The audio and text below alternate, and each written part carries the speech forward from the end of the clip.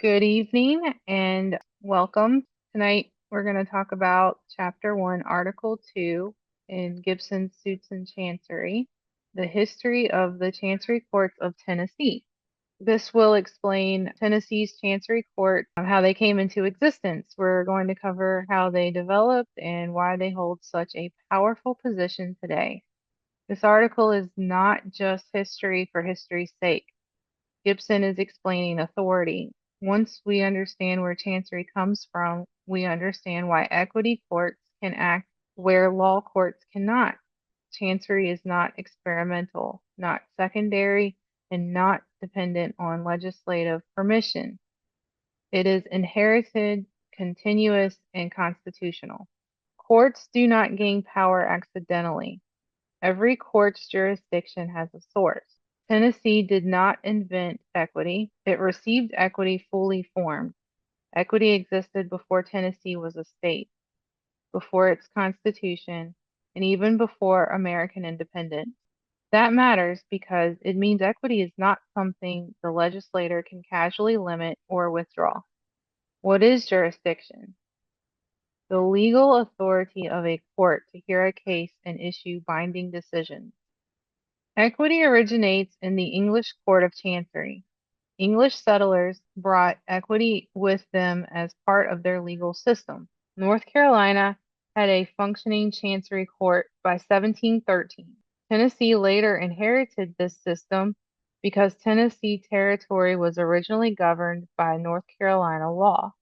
What is Chancery? A court administering equity, guided by conscience, fairness, and flexible remedies.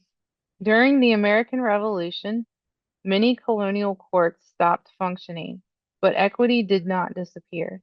Even when the Chancery Court itself ceased operating for a time, equitable rights continued to exist. This proves that equity is a jurisprudence, not merely a building. So what is jurisprudence? The philosophy and principles of law. Before Tennessee became a state, it was territory governed by North Carolina law. The early counties that later formed Tennessee already had courts exercising both law and equity jurisdiction. Equity was operating here before statehood. When Tennessee adopted its constitution in 1796, equity was explicitly incorporated. Once equity becomes constitutional, it no longer depends on ordinary legislation. The legislator may regulate procedure, but it cannot abolish equity itself. What does constitutional mean in legal terms?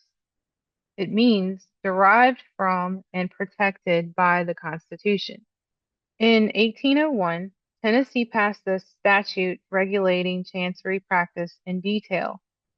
One of the most important changes was granting chancery courts the power to divest title directly, instead of merely ordering conveyance. What is divest? It is to remove or transfer ownership by judicial action. Tennessee reorganized its courts, creating circuit courts with combined law and equity jurisdiction. Equity practice shifted from oral testimony to written depositions, making decisions more deliberate and reviewable. And the legal term for deposition is sworn testimony taken in writing. By the 1820s, Chancery became a professional, standalone system.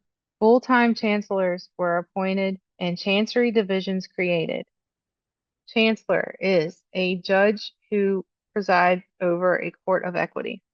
The Constitution of 1834 formally recognized courts of equity as part of the judicial power of Tennessee. Chancellors retained all powers properly incident to Chancery. The legal definition for incident is naturally belonging to or connected with something. Chancery courts were initially unpopular because they had no juries and restrained powerful individuals. Over time, the public recognized that equity protected the vulnerable and prevented fraud. In 1870, Chancery courts were declared constitutional courts. In 1877, Jurisdiction expanded to include most civil cases. Unliquidated damages not fixed in amount. Article 2 closes by correcting the misconception that equity exists only where Chancery Court exists. Equity exists in every state because it is a system of principles, not a physical court. Code practice did not abolish equity. It replaced rigid common law pleadings with Chancery-style pleadings under new names. The definition of code practice is statutory procedural systems merging law and equity. In federal courts, equity principles, pleadings, and remedies remain fully intact.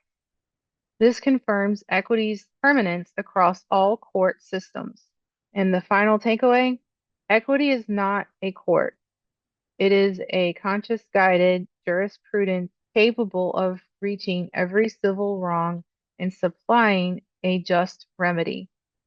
If justice fails, it is not because equity is insufficient, but because facts were not proven or doctrine misunderstood. This is the enduring triumph of Chancery jurisprudence.